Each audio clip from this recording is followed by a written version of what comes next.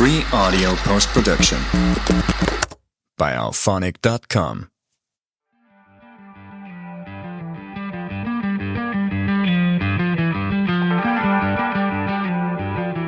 This is Justin West for Podcast Portugal. I'm actually super excited today because I have this opportunity to interview and speak to a really, really interesting guy, David Ochoa. He actually pronounced Ochoa. And spearfishing is really close to my heart. I have so many really good memories of sharing spearfishing trips with friends and being introduced to spearfishing in Saudi Arabia in the Red Sea when I used to live there. I was a surfer and I had this need to be by the ocean, but working in Saudi meant that I was separated from the ocean. And even though it was the sea, the Red Sea, there was something very similar about spearfishing and going out before the sunrise on a little boat and going to the outer reef or preparing and getting all our kit ready, entering the water. There was something very similar to the things that I really loved and which got me into surfing in the first place. So spearfishing really kept me going for like 10 years and we had some fantastic adventures, camping, grilling fish, 4x4ing in the desert. And so I've always had this really interesting feeling for spearfishing, and I follow David, his Instagram and his stories and a lot of the movies he's put on YouTube. David, a really warm welcome to you, and I'm so happy to be interviewing you today. Awesome. Thank you. Thank you for having me. Always happy to share some stories and meet new people. Yeah, really the photography and the stuff that you're doing. I was sat here going through your photos that you sent me by Google Drive and some of the movies, and I was just going, "Wow, oh, look at this one!" And my partner Rita, she was to leave the house, and she was going, "What? Oh, look at that one!" And she couldn't leave on time. Yeah, it was very fun. Oh, that's awesome. Because we're both passionate about the ocean. Rita's also a surfer, and we spent a lot of time on boats in the Maldives and Madagascar and these different places. So we share this feeling, and just all those photos really bring us back to those tropical waters and that kind of thing. So I'm going to kick off with That's awesome. I'm going to kick off with a little question just to get us going. How did your journey into spearfishing begin? Well, it's the typical, my father used to spearfish, more as a hobby. And, I was exposed to it from a very, very young age. And then also, I had an interesting kind of education because my parents gave me a lot of freedom since I was very, very young. And, 7 years old, that's when I went spearfishing for the first time, and actually at 7 years old, this might be debatable to say the least, but my dad would just let me go into the water by myself, and at 7 years old I started spearfishing, and since then, I have been committing a lot to it, I would say. Yeah, and I feel you because my team and I sometimes in the summer, I still spearfish a little bit off Port Cover when we go to the beach. I've already taught, he was 4 at the time, and I've already taught him how to gut a fish and how to descale. And he's fascinated. He really wants to come in with me, but he can't quite swim there. But now, 5 years old, he can swim, and I'm going to be struggling to keep him from kicking out with me, really. That's awesome. Feel you. Yeah, and I fully feel you. And then you obviously the storytelling, how did you get into the filmmaking? Because there's a lot of technical skill, I'm sure, with that. And how did you learn all about filmmaking and underwater photography? I mean, the stuff that you produce is absolutely beautiful. Thank you so much. It's very similar to the way that spearfishing also came into my life. Since I was very, very young, I always had quite a passion just for capturing, and it's interesting because it was, again, very specific to spearfishing in the ocean. I wasn't really excited about taking photos of, my daily routines or mountain or whatever, but I was always very stoked to take photos of the fish I caught or my friends. And, you know, I, I remember being quite young and, even my friends and even some of my family making some jokes about it. I was always very excited to catch fish and then to take photos of everything I'd catch. And then a little later on, when I got my first, well, it was actually a friend of mine that got a little camera with a housing, and we spent the summer in the Azores. Mm. I think I was like 13 or 14 at the time, and then having the opportunity to go into the water and film, and to actually have something to show, especially to my friends at the time, because one thing is to tell the stories of what you saw, a whale or a How fish big or a your fish shark or was. whatever it might be. Yeah, exactly. Yeah. um I was always very excited to share what I was seeing through, either photos or videos, but I never really put too much thought into it. It was just something that I really liked doing. And then later on, actually, when I went to university, I studied cinema, and that gave me a few tools, but I never really thought I could make, a good living off of, spearfishing or filming.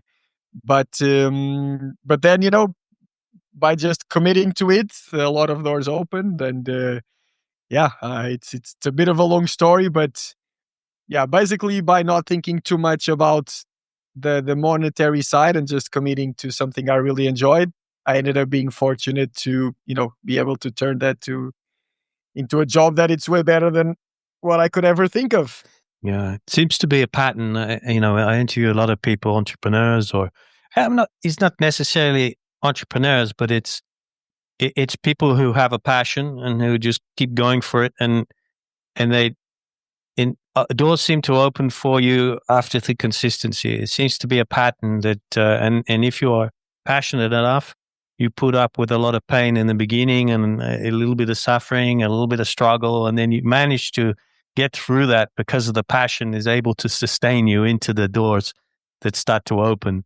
And I think a lot of people, they have an idea of doing stuff of something and they just don't stick at it. They're not consistent, and therefore they never quite reach the point where they're aiming for, yeah, it definitely Yeah, pattern. I And I think agree. it's a rule for life, right? Yeah, yeah. In my case, more than like a vision or visualizing where I could be, which seems to be some people's case. The one thing that was very, very consistent throughout all my decisions was more than knowing what I really wanted to do. It was always very clear what I did not want to do, and I believe the ability to say no to things that even in the short term might be beneficial, even in terms of money. It was always very clear. Like I never had a 9 to 5 job ever, and that was also something that was very, very clear to me. And then of course along the way, like spearfishing and especially seafood gathering was a job for me, and then also filming, and I did a bunch of different things, and it was not always like a straight road.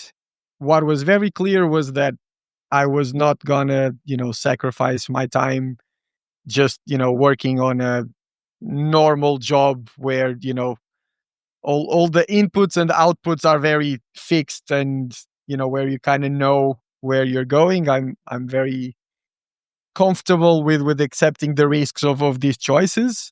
I am not comfortable, with the classic career of knowing, you're going to get paid 1,000 euros a month, and regardless of pretty much whatever you do, that's kind of going to be your career and your path. Yeah, that's something. Yeah, even for a bigger salary, I would not want that.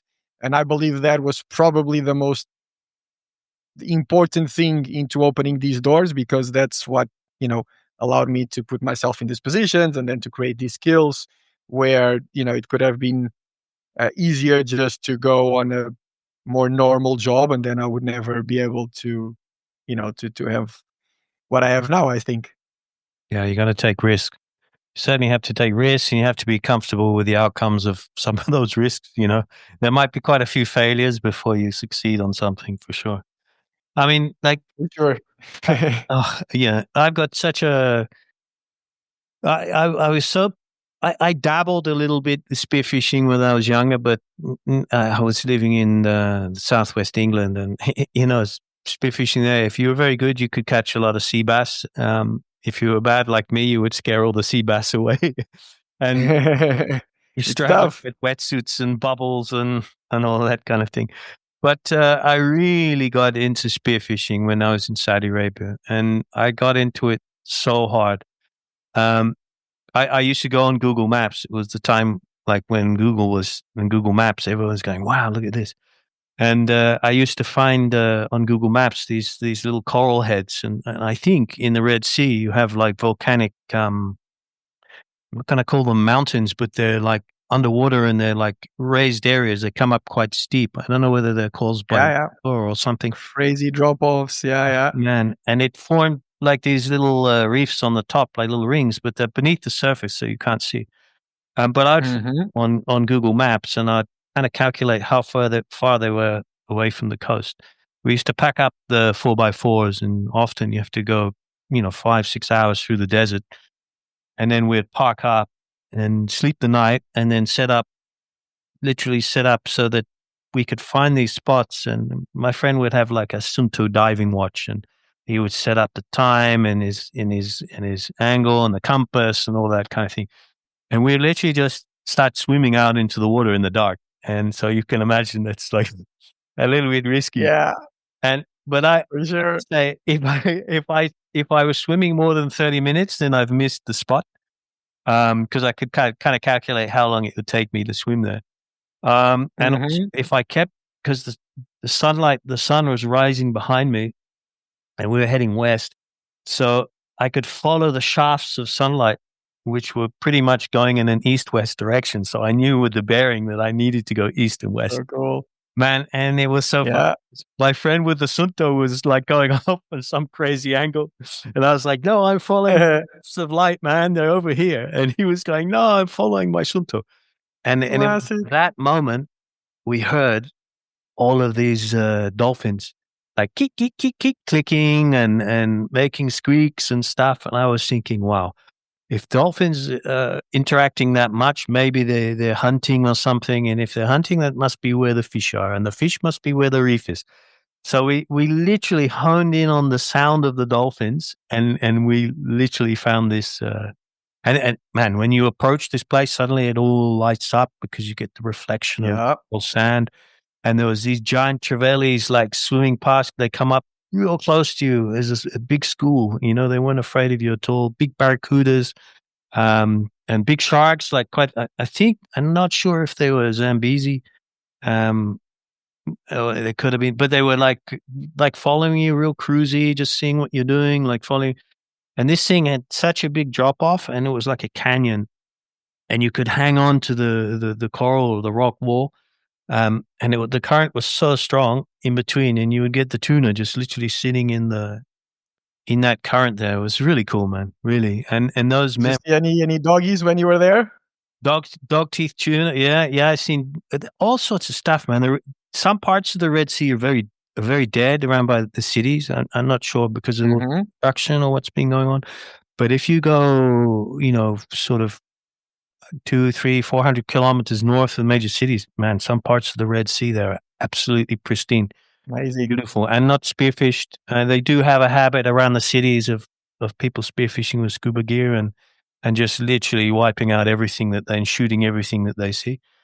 But if you manage to go out and you're a little bit more conservative about what you shoot, and I mean, but the story is here that what a couple of these sharks are following us around. And, I only like, because maybe we're going to spearfish for like 4 hours, out there. It's quite a long time. And I just love getting lost in that rhythm. It's like something deep and ancestral where you're hunting. And you just forget about time, and it's the rhythm of coming up and breathing and going down.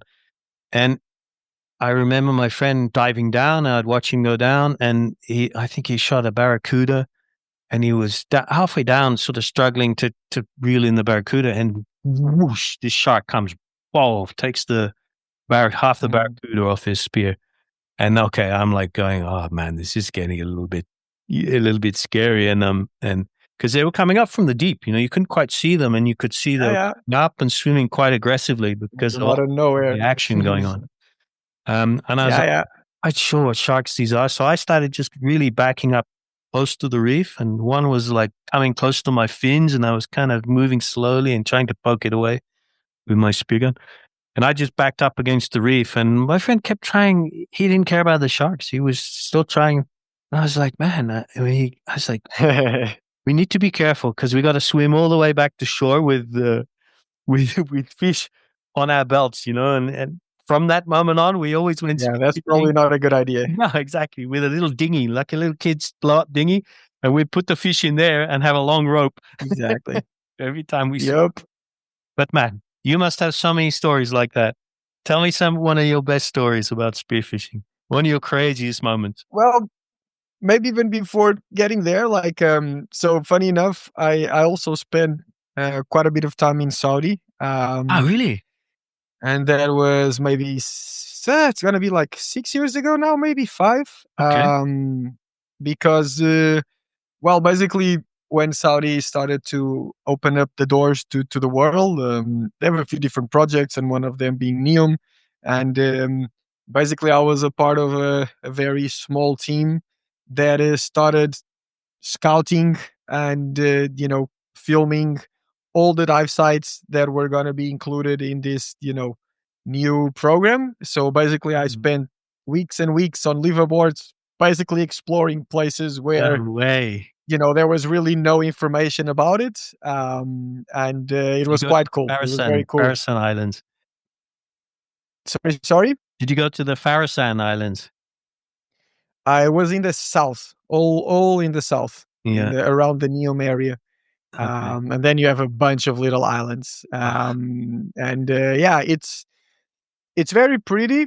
It's beautiful, full of life. Lots of small stuff, especially in the shallows. The corals are very cool. All I would say, like the macro subjects. But then in terms of bigger animals and megafauna, it was a little disappointing, I would say, in general. I was expecting to see more sharks, Napoleons, big groupers. So yeah, it was hard work to find those bigger animals, but the reefs and the shallows are amazing. Yeah. Do you think what do you think that is? Do you think it's because of all the construction that goes on there and the No, because like where we were, there's no construction. It's very, very remote. So it's very far from the main cities. You can see quite a few fish traps, and a lot of them, just basically lost. So they just keep fishing. But also it's a bit strange because I don't think that would be responsible for such damage. But also sometimes, I don't know, because I've also been in places like Indonesia where you're in areas that are very, very remote, and it's really not, there's not much fishing pressure, but then some areas seem to breathe lots of big reef fish, and then others not so much. Even though they have the structure and they have, at least from from the surface, it looks like they should hold bigger fish, but sometimes they don't. And I don't always think it's just fishing. There might be other factors that maybe water just, temperature make it or harder.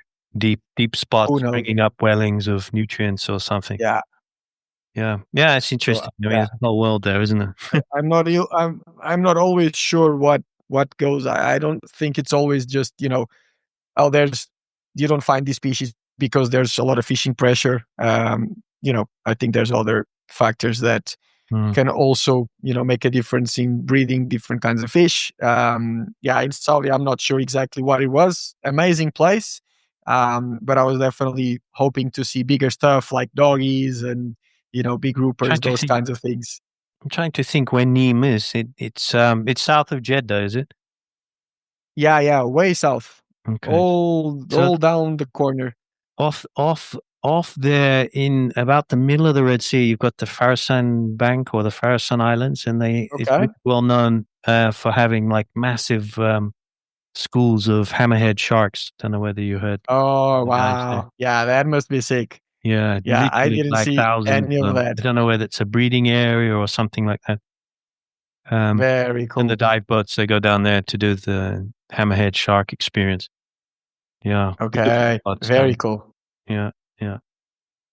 No, yeah. I mean, around the world, have you noticed? I know I've been to the Maldives quite a bit, mostly for surfing because spearfishing you're not really Yeah. supposed to do officially there, although I've done a little bit. And what I noticed, I used to go there with my father back in this must have been 1990s. Um, amazing coral. And I've recently been back quite a few times in the last 10, 15 years, and I've noticed a massive difference with the coral bleaching. And is it something that you've noticed over your years of going into these environments, how much it's the change, the ocean, particularly the coral? Are you noticing any changes going on?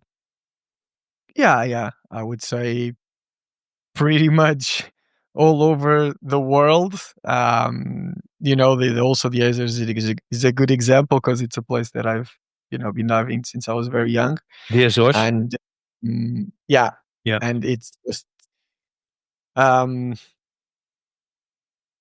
good and bad things. Like the reef fish for sure, big decline, pretty much on all the islands. Um, However, tuna seems to be recovering, and of course, it's always a Is bit bluefin hard to tell or because there's. do Sorry? do bluefin go that far south there, or just it? Yeah. Of course, you have Yeah. massive bluefin. They Mhm. cross right through the Azores, and then also big eye and even yellowfin. You have. It's very special because you have the three iconic species in the same place, and on some days you can see the three of them, which is very unique. There's very few places in the world where you can have bluefin, big eye, and yellowfin, in the same school. And I am hoping that it's really a pattern and it's a consequence of all the limits that have been imposed by the UE in this case, Mm. because it really seems like for the last 5 years we have been seeing a lot of tuna, but then again, even back in the days, like tuna, uh, every year is different, and it's not necessarily the case that this year will be even better. But at least the last 5 years, there has been a lot of fish. So I hope it's something that it comes to stay. But the more sedentary fish, for sure, you see a big decline, and in most of the places where I go, over time, you just see, unfortunately, you see less fish, you don't see more fish. Mm. Yeah, I mean, possibly it's these probably less iconic species that maybe get affected more by overfishing or nets or I don't know. Yeah, I'm not an ocean scientist or whatever, so really, it's very Yeah, it's just it's such a complicated system, isn't it? Right? yeah. You have many factors, but of course, it's certain species, especially the more sedentary ones and the ones that are higher up the food chain, you Mm. know, sharks, big groupers, like when there's fishing pressure, usually those are the first ones to go. Okay. So it's actually a good sign if you see sharks in your spot, Mhm. usually. And it's just, of course, if there's fishing pressure and if it's constant, it's just going to create a negative impact. And also, that's why, now we just try to travel more remote and go further. And, Yeah. and really, when you go to places that are further from people, in general, you see more life. And that's Okay, just, that's a more good sign. people usually means less fish. Yeah, it indicates very, very much that it's human pressure that's affecting. Yeah. It's a little bit like that with surfing, where I'm always trying to find, that's what took us to Madagascar. We're always trying to find more secluded and uncrowded areas to surf, I lived in Madagascar for a year. Yeah, it's amazing, right? We spent every summer there for about 2-3 years. We had a surf camp on the southwest corner.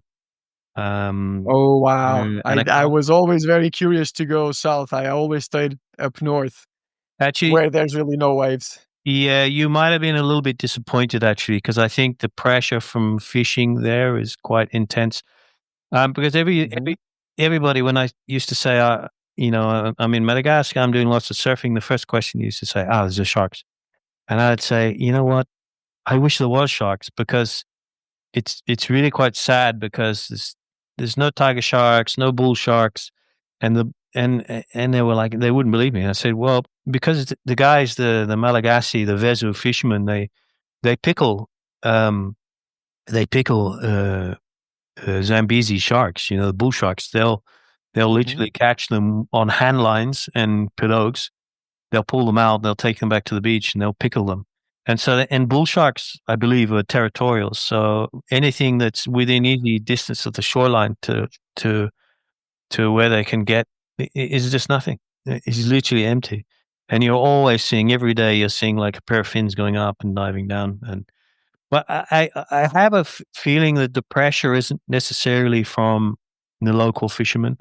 I think what changed there, and actually we saw it change because our surf camp was right next to a little fishing village. And during the time that we first went there and the time that we left, there was a big change in very small things. First of all, they had started to get like 3G data. So it meant like one guy in the village had a phone. And with that telephone, he was able to forecast the weather. And in the weather there is kind of critical, because it's first light, it's quite a stiff offshore breeze, or quite a light offshore breeze. And then around middle of the day, it'll turn onshore again. So the guys on the pirogues, because they don't have engines, they go out on the sailboats, they sail off on the offshores and come back to the onshores. Exactly. There is the occasional days where it just continues to blow offshore all day and they don't come back. That's it. They're off. They don't come back. They can be on like 2, 3, 4 days, 5 days, sometimes never return. And so it makes a big difference, the ability to have a mobile telephone and forecast the weather, to the survival of the village. And what we saw is, do you believe those villages were the ones that were doing all that harm?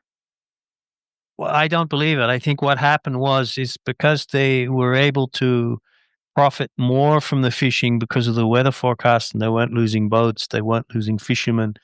It meant they had a surplus. And what was happening, there was these Chinese middlemen, not specifically Chinese, but this particular instance in this village, there was a Chinese that came and bought all the fish.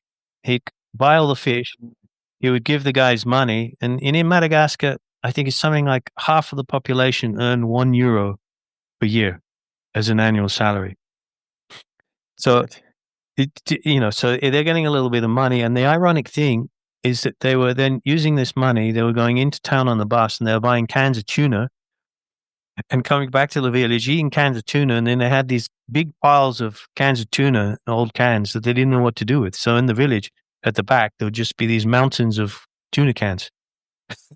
And which is just completely ironic, considering like 3 years ago, they were just catching their own fish, So they were catching fish, selling the fish, getting money and buying tuna fish, and then having a problem disposing of the cans.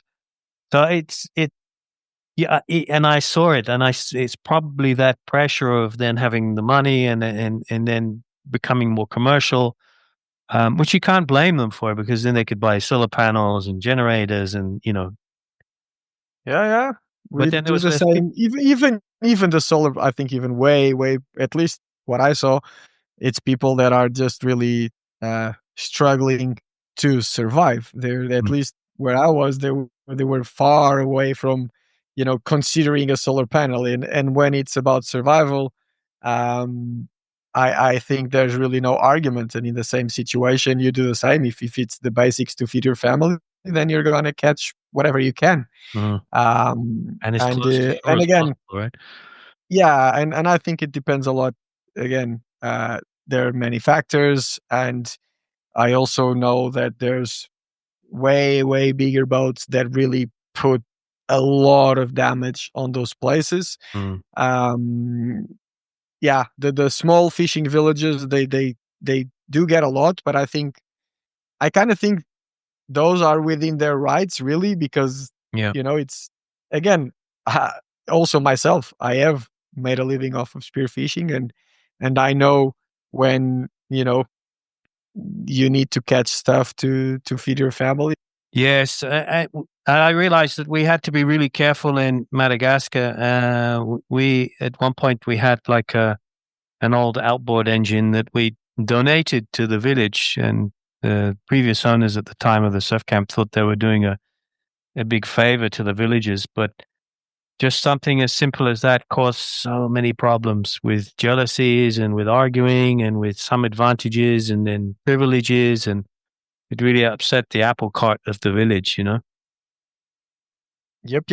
Yeah. You definitely have to be smart. Yeah, those small communities, and again, and I can see their point. I think it's easy for us on the outside to, we were talking about it before, to point fingers, but the truth is that, if you're fighting for survival, which is the case on most of those places, then you're going to think very differently, and then also, when it comes to all of these you know uh, environmental issues and so on, your priorities change when you need to feed your family, and Mm. something as simple as getting the motor. It's, when you're struggling to feed your children and looking to the guy next to you just got something that makes such a difference. I can see why that could be an issue, and I think it's hard for us to relate, because unless you're in that position, yeah, we should be careful when pointing fingers, for sure. Yeah, it's very difficult being sensitive, and you obviously think you're being helpful, but sometimes it's completely the opposite. Giving advantages to. Yeah, I mean, whereabouts were you in Madagascar when you were staying up there? I was in the north. I stayed in Nosy Be, which Ah, yeah, is yeah. probably the most touristy Mm, place, I would mhm. say. You know Madagascar better than I do. I don't What do you know think? so Is much it the the more north. touristy area? Yeah, there is a few little. There is some touristy areas up in the north, and a little bit seedy in some ways. I think. I've heard. I have never been there, but yeah, we were always in the southwest, and we really never went much further than a few kilometers. I didn't even take the opportunity to go through the center, like some people would go take like a 4x4 bus kind of thing through the center of Madagascar and go visit a bunch of things, but we didn't even do that. I think I was really at the age where I'd sort of had enough of hardcore travel, if that makes any sense. I just wanted to get Hmm. to the destination. I just wanted to enjoy some nice food, some good surf. I didn't want to see too much poverty. I didn't want to have to deal with, I think that's the way it Yeah, is when you I get a little understand. bit older. When I was younger, Uh-huh. going around Indonesia on a boat, went for a year. I didn't care. You know, I was just literally sleeping on deck, eating rice and diving for giant clams. And we'd eat that every day for like a month. I didn't care, but these days I like to have a Yeah. bit more comfort. Yeah, I start to feel a little bit of Yeah, that. yeah, it gets to a point right now, especially traveling with a family. You have all those considerations. Yeah. But I did actually see one of your documentaries. You caught a really nice fish up there as well, wasn't it? Where in Madagascar? Yeah, I think it was one of your Yeah. documentaries. Was it a big is it a big grouper? Was it, or was it a big Spanish mackerel or something like that? Well, got a bunch of things. Yeah, I don't think, well, nothing really that stood out. yeah, A few like 40 kilos GTs, like 40 kilos doggies.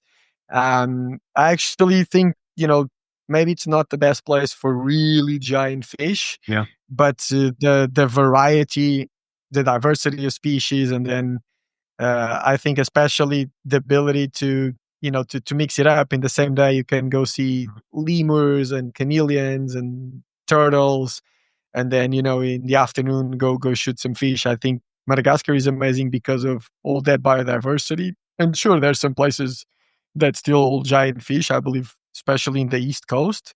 But my experience there was lots of life, amazing sceneries, but not so many like really, really giant world record fish. That's what I think.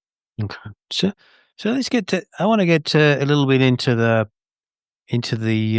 reasons and the soul of what you do. So it's your intention to make these trips to literally to hunt big fish and to go for the excitement of the chase and the hunt, or is it more like the elemental experiences of different things and things turning up in the environment or on the trip, which make it special?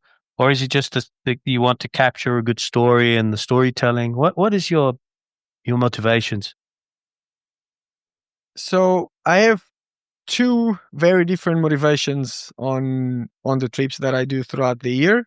Um, Also, have in mind, like, this was a very, very slow and gradual process. Like I told you, basically, um, for a long, long time, spearfishing is how I, afforded to pay my university, my bills, my first travels, and then, very, very slowly, the filming and the guiding and these trips started to grow, but it took a while, and nowadays, um, I have the trips that I do for myself, which I've been doing for a long, long time, and on that side, I really just want to see cool stuff, and I am motivated to I'm motivating by the challenge of understanding different species and their behaviors, and you know, a fish is special if it represents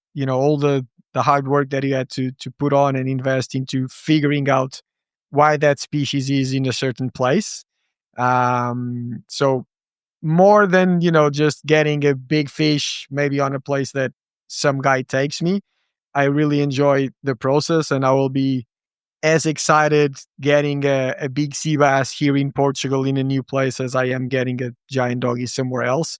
I'm really not one of those guys that is chasing a very specific fish, or have a very clear goal of a capture. I just like to go to new places and then learn about how to try to figure out whatever species is challenging there, but then also the filming side. And for example, here in Portugal, I'm always kind of on standby to go to the Azores or even Canarias when you have bait balls with tunas and sharks and whale sharks, whales, those kinds of things. I just love to see really cool nature spectacles, and I'm nowadays I'm as excited, filming a huge tuna smashing a bait ball as I am, getting a big fish. A lot of the times I'll choose to jump with the camera instead of the spear gun. But then there's also days where I'm just excited to go in hunting mode, and I will happily, leave the camera on the boat for 2 or 3 days. So I just kind of go with how I feel on those trips that I travel by myself or with a couple friends. And then now the trips that I go on with guests, it really is basically like a small group of people that I know for quite a while now. Every once in a while there will be a new guest, but me and my team were most of the times fully booked anyways. And then the challenge becomes very different, which is, instead of doing what I would love to do personally, the fun part is to try to apply that knowledge into creating an experience that will be fun for the people that I'm traveling with, and then depending on their skills and on their motivations, a lot of the times, I've done trips where it's just purely free diving. I'm happy to go to Dominica to try to swim with sperm whales, and not even spearfish. And then I'm also as happy, going to far remote Indo to try to get a doggy. But I would say in general, it's becoming more and more about just going to places where, nature is still untouched, and a little bit like what I do personally. We will be happy going, spearfishing hardcore for a few days, but a lot of times we'll also take the day just to free dive and get cool footage. Um, Most of those trips, actually, I don't publish anything about them. So people have a very limited idea of what I do by what I publish. But, usually there will be lots of motivations for me not to publish, either because there are places that I want to keep private and not have too many people there, or because, it's people that value their privacy. What happens is I actually publish a very small part of what I do. But nowadays, my job, I would say, is to, plan these trips, and they're very specific to, the people that I travel with. And yeah, it's fun. It's a lot of fun. It sounds amazing. One day I'm going to come and book one of these trips for sure. I don't Let's go. speak. I mean, I'm struggling a little bit these days. At Portugal, I've been a few times, but I have this thing. It's just something that's happened to me recently.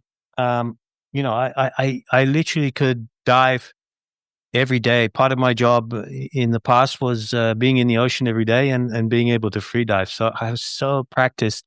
And now, if I just go even 3 meters, I get this massive pain behind my left eye, just in my eyebrow. I have no idea what it is, maybe sinus cavity or something like Sinus, this, but for sure, sinus. freaked me out. I was under the water and I just felt this pop. And I thought, oh my God, Yeah. I'm having an embolism or something. And Yeah. since then, I've heard a reverse block once, and it's not fun. And it's exactly that. It's just air that gets trapped on your sinus. And then, yeah, that happened to me actually here in Portugal, and it was quite a deep dive, and basically just blow up your face from the inside.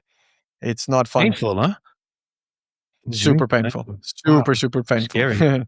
If it's a So bad one, it's it's good that it's tough. not a freak then. So, and did it just go away after a while? And how did you manage that? Well, I actually had a reverse block, which means, Mm. you squeeze air as you go down, and then the air gets trapped. And it was, 32 meters dive. And that means there's a lot of air that gets trapped. And then when you come up, that air needs to go somewhere. And if it can't go through the normal channels, um, in my case, I was lucky. It basically cracked a little channel, and then it just looked like someone had beaten the hell out of me. Like on my left eye, I had a massive, like, black eye, but with Yeah. air coming out, and then also on the side of my face. But then when I went to the doctor, what he told me is that another thing that can happen is for that air to get trapped on your eye socket and actually push your optical nerve slightly out, and it can blind you. Oh, So yeah, that's serious stuff, it is a bit and serious stuff you because should I'm clear really your sinus. struggling. I'm struggling a lot Yeah, yeah. with that Don't eye at force the it. moment. I was thinking it was because of filming surfing a lot, but now I'm realizing that that eye, if I cover one eye and I can't really see out of it. So great. Yeah, no, Perfect. careful with Getting that. old. Yeah, that's scary. So yeah, so I need to get that sorted out. I don't know. I was thinking to take what they call the things that you take for hay fever, antihistamine, to see if that Yeah, will I would help. say go to, like, I don't know how you say in English, like an otorrino. Like, go see a doctor Hmm. that can check what's going on, because it can be blocked because of mucus, but it can also be inflamed, or it can even be something more structural. Yeah, I would definitely look into it, and if it hurts, don't force it. That's for sure. So do you actually do quite a lot of training and mental training? I mean, when I really got into spearfishing before, I had this really cool quite an old school book. It's Humberto Pellizzardi, I think it was. Yeah, The Manual of Free Diving. yeah, Oh man, legends. I was doing all of the training in the pool and everything. Is that something that you do a lot for you, but just because you spearfish a lot, you don't really need to? I do Mm. zero training. Yeah, that's often I somebody that does something a lot. They don't do any training. I don't. I do. I do a lot of training that is not related to free diving. Like I Yeah. do core exercises and mobility every single day. But in terms of free diving, honestly, I'm really not a fan of free diving just for the sake of it. I Mm. never got really interested in going up and down a rope or a swimming pool. No, exactly. For me, free diving is just it's the vehicle to go into the water and have fun. You Mm. know, I like to be in the water if I'm hunting something or filming something, or I'm also a big fan of bodyboarding. I've also been doing it from a very young age. Okay. I like to be in the water to have fun. And of course, I can see why just free diving can be a lot of fun for a lot of people. I never really got that interested in just training for free diving. And I know it would be beneficial. I'm not claiming that it wouldn't be good for me, Mm. but it's just something that I never really got really interested. And, if I can, I'd rather go into the water, doing one of these three things that I really enjoy doing more than just training. For sure. I'm But sure with I, the I can see the bodyboarding. benefits for sure. Yeah. I mean, I used to, because I couldn't go in the ocean all the time, so that it was quite nice in the pool to. I realize like now how much I've lost, especially because in Saudi I used to spearfish just either in a shorty or just a pair of boardies and a lycra shirt. Yeah. Man, Portugal, like I'm in a big 6 mil, 7 mil, something like that. Yeah, yeah. I Even really more sometimes. struggle with the weights and stuff as well, like Yeah, just the I technicality understand. of being smooth and when you put the fins up and you want to drop straight down, nice and controlled, and I I don't know whether that's because of lack of doing it enough or whether it's the wetsuit and the weights and yeah, yeah, yeah, it's just the I different struggle environment. spearfishing in Portugal. It's very different. Yeah, You have to, I I think, love very technical. it. Yeah, you It's way gotta more technical. Yeah, cannot make any movements. So the fish are very, very aware. yeah, yeah. That's something that, and I think now with Instagram and so on, like the whole thing about hunting these huge fish, which a lot of them are quite challenging. But man, like more and more, I really really love spearfishing at home and in environments like that. It's so challenging, and I just feel like yeah, I still have so much to learn, and of course that is the case on the other places too. But Hmm. yeah, I think diving these kinds of waters, at least for me personally, it's a lot of fun. I am very very motivated to dive here, and I kind of like it. I like being cold and rough and just challenging. Yeah, I like it. Yeah, the surge. That's right. Yeah, the surges with the waves underwater as well. Like I Yeah. spearfish quite a bit. There's a little island off Amado Beach in near Mhm. Carpetera. Yeah, yeah, yeah, yeah, Um, yeah. and there is, man, I was actually really surprised with some of the fish that I saw there. But then within an instant, they're gone. You get the surge, you get all the bubbles, and you just see this silver in an eye, and then oh, there's a big fish, Yeah, and it's gone. And you have the to surge predict can be where somewhere else. they'll be coming out. Yeah. I love it. And have Yeah, you I think noticed that those big holes there, which have been carved out by the stones with the wave action? They've kind of drilled these yeah, yeah, yeah. big, super cool. Yep. I dive quite a bit around those areas too.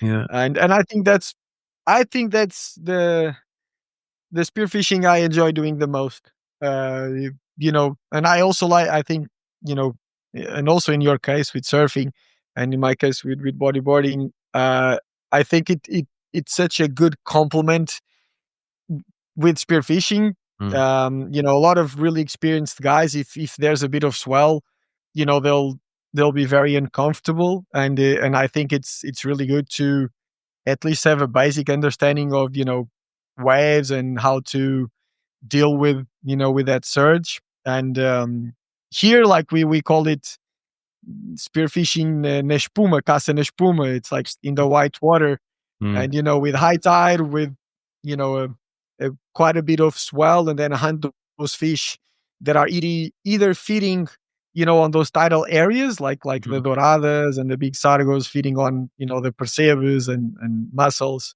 or then the sea bass and bluefish. That is something that for me it's a lot of fun. Even though I've been doing it for so long, I am, for example, it's more exciting for me to try to hunt a fish on those conditions than, for example, to go to Madagascar and try to get a 30 kilos doggy or something like Yeah. that. For me, it's way Interesting. more fun and more challenging. Yeah, I find it really technical. One of the crazy things it's just one of the reasons I got into surfing, because used to do a lot of windsurfing, and I love the simplicity of just having a surfboard, as Yeah. opposed to having to put all the windsurfing gear together. And I find that a little bit about spearfishing now. When I go to the beach here, I have all the wetsuit to put on, I have the weights, and then I have the Quite a buoy, and I have process. all the ropes, and I have all the lines. And then when you have all of the waves and the surge, I'm finding a lot of the time I'm getting ropes wrapped around my neck and around my fins. Yeah, it's A tricky. nightmare. Oh, It yeah. is. It I'm can be, really for wanting to sure. strip everything back and just simplify it, so I don't have things that are Yep. coming up. I can just feel a bit more free. Um, I can definitely understand. It's a pain in the ass. yeah. Now I start to get little systems now where I put the orange floaty thing like on a weight and a little bit off, a little bit Yeah, away, so I don't have to deal with that rope. yeah, Um, for sure. and If using if you're smaller nut. diving in the white water, you have to, like, you cannot dive with ropes attached to you. Like, Oh, there's no way. it's really tricky. It's really tricky. And I fish literally, and everything I catch, I eat. And is there like a thing in spearfishing where people sport fish? Does everybody eat what they catch, or they give it away for other people to eat, or is there a case where it's like sometimes in hunting you get the sports hunters which kill a species and they don't eat it? You know, is there something like that in Well, I spearfishing? guess yeah, of course. Like everything, you have very different people with very different motivations. Hmm. And I don't think it's always a very clear line, because let's say, even if you go hunt a giant fish and you eat a little bit of that, man, like the whole thing of, I go spearfishing just to eat, to kill some fish that I bring home. If you're traveling for spearfishing, you're not spearfishing just because you want to feed yourself. There's definitely an element of Cheaper ways of eating. sport, trophy, whatever you want to call it, and even for myself, like, I'm not gonna lie, like, when I go into the water, I don't go just with the motivation of getting a fish for dinner. And if you're hunting and you see a giant sea bass, what do you feel on that moment? Like that excitement. There's almost, I believe, there's something quite primitive about it, and it's just hunting. And I think it's way more than just to go out and bring fish home. And then, of course, different people will have different motivations. There's guys that will go on scuba tanks to catch a giant fish. And then there's people that, I know, guys that spearfish and they don't eat fish, but they give it away to their families or to local people. I think it's, again, it depends a lot from person to person. And yeah, and it's definitely more than just going into the water to feed yourself. That's what I believe.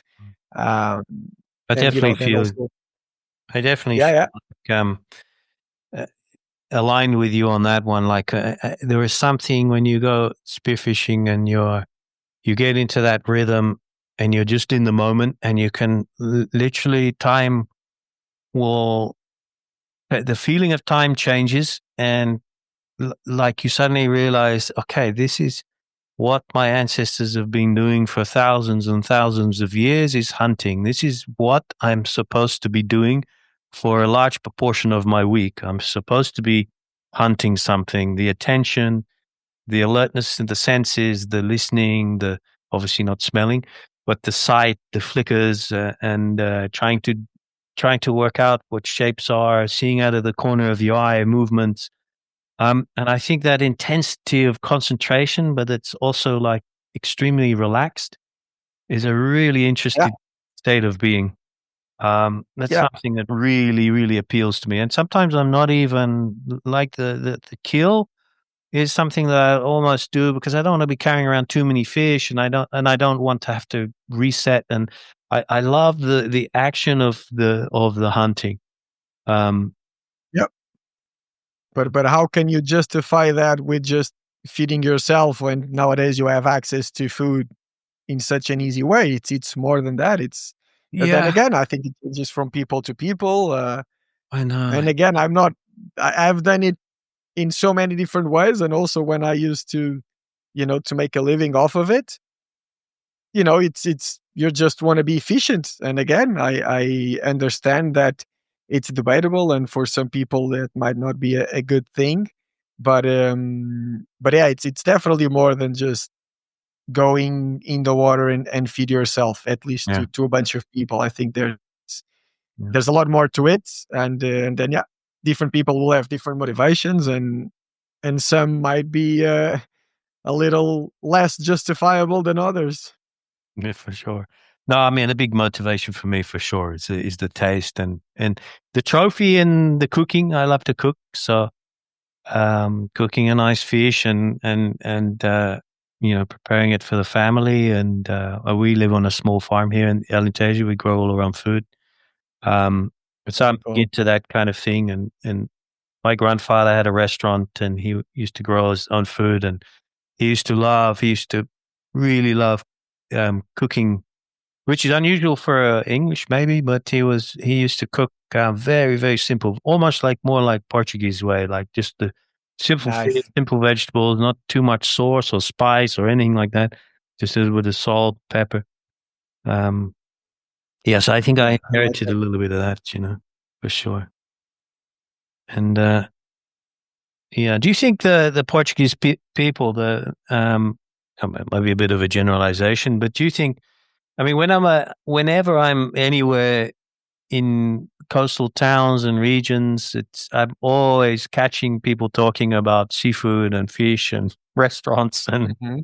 do you think the Portuguese people, as a nation, do you think they have a really strong connection to the ocean, and more than others?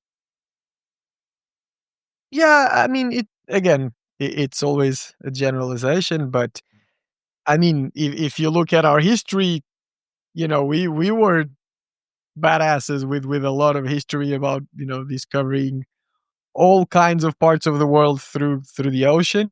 Um, so I would like to believe there's still a little bit of that heritage, even if it's Mm, just a little bit. Um, I feel especially with spearfishing, and water sports in general, even surfing and bodyboarding. Those are things that are definitely growing, in my opinion. mm, I mean, you can see, like, especially you with surfing, right? If you go to Carcavelos now or Carcavelos 20 years ago, it's a very different scenario, right? yeah, yeah. And I feel spearfishing is kind of going along the same lines. Of course, Mhm. not with as much people, but it's. I remember being a kid in school, and spearfishing was not cool at all. And nowadays, spearfishing is considered cool, and a lot of people are starting. I mean, I have so many friends of mine that are now just starting spearfishing, and everyone is super excited about, going to the water, and then, of course, catching, your own food and everything. So I feel that's definitely growing. In coastal areas, yes, but I also think we probably have, um, and also yourself, like, we are exposed to a niche of people that maybe have that more in common. And maybe if you go a bit more to the interior, it's not quite the same, or even in Lisbon. So I would say places like, Sagres and those areas, people will have a much closer relationship with the ocean than if you go to the big cities, for example. Yeah. Mm. Yeah, that's true. And maybe just from the experience of eating, they have that relationship with food for sure. And the seafood, mariscos and everything, it's very popular in Portugal, right? Yeah, I know like the in the UK a spots lot of here. the time we ship a lot of the shellfish and stuff down to Spain and Portugal. No, Yeah, people yep, don't eat yep. it in the UK like um Yeah, yeah. much. But you also ship a lot, especially to Spain. Yeah, Um, crazy. I have quite a few friends that are I don't even know the name in English, like mariscador, Oh which yeah. was what I was as well. Like you can get a commercial license to Mhm. catch seafood, like the barnacles, percebes, and Mhm. lobster, and those kind of things. And a decent part of it is also exported, and then of course, because you also don't catch that much, a lot of it goes directly to local restaurants and so on. So yeah, we still our restaurants still have a good part of seafood that is actually caught here, unlike Nice. many other places. Yeah. Um, and That's yeah, those are interesting communities. yeah, I mean that's partly my motivation for catching fish for spearfishing is just the taste is superior, it's very Yeah, difficult. I mean, I certainly don't really like to buy fish from the supermarket so much. If I yeah, buy no way. fish, I much prefer to catch it. Yeah, yeah, and that's also an interesting topic where if the thing is, if you don't eat fish and if you're against it, I can totally understand and I respect that. But if you are eating fish, then there is nothing better than going and catch your own fish. Because if you go to the supermarket and you buy it, you're basically supporting fishing methods that are way more Mm, destructive than going out and catch a few fish for yourself. yeah, So yeah, when it comes to that, I really think there's no argument. If you like to eat fish, then I think spearfishing is the best way to do it. yeah, I agree. The taste and everything. And I kind of feel that way about meat as well. I mean, I do like to eat meat, but I'd much rather eat less and higher quality than eat too much Yeah, meat with low quality. I think that's the way we should all start to think about these things. something I need to work on for sure. That's one of the things I love about the Azores. We had a place in São Jorge, and some of the meat, some of the beef there was just really, really. Yeah. And you can just see all that lush green grass, and there's not any chemical overspray going on there. So. Yep, yep. um, So Nah, the what's Azores is what's the next for Azores is you? amazing. What's new films, expeditions? Where are you going to go next? Do you think? Well, I am well, at least until the end of this year, I have my schedule pretty much set. Hmm. I'll be going to Qatar to film Wow, whales, cool. so that's going to be interesting. You actually have the second biggest aggregations of whale sharks in the world, where you'll get Yeah. dozens of whale sharks. Also, spearfishing can be a lot of fun. And then I'll go to Cape Verde. I'll go to the Azores again. Hmm. I'll go to Indonesia. I'll go to Zanzibar and This is possibly all in one Norway. That is year. not 100%. This is Sorry? this is all in one year. Yeah, this is for the second half of this year. Those Oh are the ones that are confirmed. my god. And I'll probably do a couple more that are not 100% yet. Yeah. And then I still need to edit the projects for the clients, Yeah. which is also my biggest challenge now. So anyone that might be listening, I'm always looking for editors that are keen Yeah. on editing this kind of content. So that's one of my big challenges right Yeah. now, Yeah.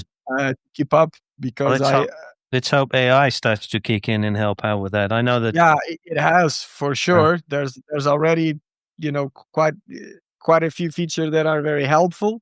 mm, But yeah, that's also one of the things that I really want to work on because um, it's time consuming, right. really. And the thing is, because I'm so busy with the trips and I can barely keep up with what I have going, um, I just keep adding more and more and more and more footage that I would love to then and go do stories about, you know, a lot of these things because even with the guests, I will still go and then travel by myself because I am still very excited about going to certain places and just enjoying these experiences with friends. So that means when I go, I'm still filming like I am doing a documentary because that's what I love doing anyways, regardless if I'm getting paid or not. So that means I just keep adding more and more footage that I would like to do stories with. Yeah. Right now, I have more than 400 terabytes of footage from more than 30 different countries. And then if you go on my YouTube, I have like 5 videos, and a lot of time people will go like, "Oh, I saw your channel," and as that represents what I do, and I feel it doesn't, and I want to work on that. I want to do more stories and just share more of what we do, and get people Okay. excited to go out and see cool stuff. Okay, you So heard it that's here, listeners. one of the David plans. Ochoa, he needs somebody to edit those beautiful images and create some Lots of nice work. stories. Okay, they can get in contact with you. What's your website address again? It's ashoa.pt, correct? Yeah, That's that's perfect. Also, C Instagram works. David Ochoa PT. okay, OCHOA.pt. And of course, you can follow David on YouTube and watch his movies. And also, I think you also got the movie on what's that platform called? I've forgotten it now. We have Vimeo, That's it, the Vimeo. like Yeah, Agua Negra, Agua but Negra. but we're gonna publish it on YouTube soon as well. And yeah, now my goal really, I'm not doing those edits, you know, to make money out of it. I just a little bit like what I've done with spearfishing and filming. I really just want to edit cool stories, put them out there, just because I can and I want to. Yeah. So yeah, the goal moving forward is no paid stuff and just publish cool stories, put it on YouTube for free, and then hopefully build that platform a little bit. But yeah, for that I definitely need help. I can barely keep up with the guided trips with the clients, Yeah, and yeah, lots of content that I would like to do more stories about. great. Well, David, I think we'll wrap it up there, man. I thank you so much for your time. It's been a really, really cool talk, and and I'll direct people and anybody out there who wants to work on editing. I'm sure that's a super exciting opportunity there. And thank you very much. Yeah, thank you. My Yeah, pleasure. we speak soon for sure. I'm going to book a trip with you at some point in time. Let's go. We'll go catch some fish here in Portugal before that. Yeah. Yeah, so I'm going to be very excited to come on a trip with you. Where exactly in Portugal are you based? Well, I live in Sintra, but I Ah, don't really do beautiful. any trips here. I just go diving for Yeah, fun. yeah, Yeah, yeah. spearfishing, bodyboarding, and yeah, I just the trips that I do. The closest place would be the Azores, and then usually it's in places that Okay. are a little bit further. Yeah, nice. So if someone wants to gets inspired from this podcast, and really they probably need to have a little bit of experience spearfishing already, or you don't take absolute novices, right? Because It or depends you a do. lot. Like honestly, right now I rarely have time for new people. I'm just more happy that Mm, people just check the content and go see the YouTube videos, and hopefully maybe some new kids like I was gets excited to go out and do their own yeah, thing. But of course people can reach out through the website, through Instagram. And when we do trips, it really is for all levels. I actually enjoy a lot the challenge of tweaking every little thing towards our guests criterias or needs. mhm. But like I told you, like for this year we are fully booked, and a decent part of next year as well, so things have been going Wow. quite well. And usually what ends up happening is people get in touch, they're excited to go to places, and then what I end up doing is to just help them, even if I'm not available. If you want to go to the Azores, I'll be happy to share some information, introduce to some local friends. But of course, always happy to help if I can, even though I am usually quite booked. Right. That's good to know. It's good to know. So you have the website, you have the YouTube channel, and people can really enjoy the documentaries and actually get to experience a little bit being under the ocean from their armchair. You don't have to be getting cold and out of a wetsuit. You can have almost a full immersive experience, especially with the quality of your movies as well. Like sometimes what you see in the movies isn't almost what you actually experience under the water when your mask is all fogged up and you're good, because there's definitely an element of art added to that for sure for the experience. Thank you. Well, David, thank you so much for your time. Thank you. Nice to meet you. I'm always excited to follow your podcast, follow your Instagram, and see all of your adventures. It's really nice. Thank you very much, and let's stay in touch. Right, maybe thanks, we'll go dive around here at home. Would be nice. Yeah, I look forward to it. Anytime you're around Portugal, hit me up. Yeah. I know some spots here. Lots of octopus, actually. Okay, cool. David, thank you so much. Right. This is Podcast Portugal. Over and out. Thanks, man. Someone tell me, please, there is a need to stop playing Baldur's Gate 3. 1, 2, 3, we're living on a rock, living on a rock, living on a roller coaster. 365 per year, living on around in a muffin shop. Call it a need to concentrate, I need to concentrate. Stop the strain of thoughts, or I will be crashing on a couch. Won't have much to grouch about. Free audio post-production by alphonic.com.